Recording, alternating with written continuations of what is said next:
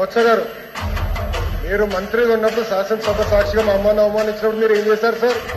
మా తల్లిని అవమానించినప్పుడు ఏం చేశారు? ఏం చేశారు అంటున్నా? మీరు మారుతారా? మహిళల గురించి మీరు మారుతారా? నేను కళ్యాణి గౌరవం అన్నాను. నాకు మహిళలు గౌరవిస్తాను. మా అమ్మ నాకు నేర్పించింది సార్. మీ నాయకుడికి నేర్పించలేదేమో, నాకు నేర్పించాడు.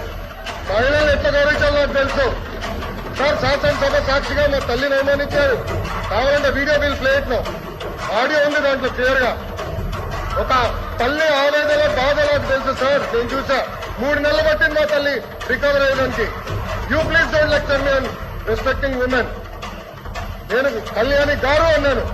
దాంట్లో రికార్డులు లేని మేడం గారు అన్నా. ఏకవచ్చంతో ఏనాడు నేను మాట్లాడలేదు సార్. మాకు చిత్తశుద్ధి ఉంది సార్. వినండి సార్, మీకు ఓపిక లేకపోతే బయటకు వెళ్ళండి. No problem.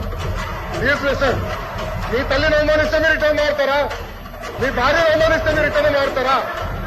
మీరు మాకు లెక్చర్లు ఇస్తారా? నేను మేడం గారు అన్నాను, కళ్యాణి గారు అన్నాను, సార్ ఏమన్నారు? మేడం గారిని అన్నాను. నేను మేడం గారిని ఏనాడు అనలేదు. మహిళ అంటే నాకు గౌరవం సార్. ఆయన ఫార్వర్డ్ రెస్పెక్ట్ ఉంది. అరే మీకేం తెలుసా? అట్లా మారుతా లూజ్గా ఏం మారుతున్నారు తెలుసా మీకు? ఒక తల్లిని అవమానిస్తే ఎంత బాధపడుతుందో మీకు తెలుసా? నేను చూశాను 3 నెలలు, 100 రోజుల బాధ నేను చూశాను. మీరు చూసారా? ఒక మహిళ అవమానిస్తే, శాసనసభ సాక్షి అవమానిస్తే ఎంత కుమిలిపోయిందో నేను చూశాను. మీరున్నారా? ఈ రోజు కూడా మీ కార్యకర్తలు ఏం చేస్తారండి? మా మహిళలు వ్యతిరేకంగా పోస్టు పెడతారా? మా మహిళలకు వచ్చేదని పోస్టు పెడతారా? పొరపాటు మా ఒక్క కార్యకర్త భారతిరెడ్డి గారి వ్యతిరేకంగా పోస్టు పెడితే జైలుకు పంపించిన ఘనత తెలుగుదేశం పార్టీది.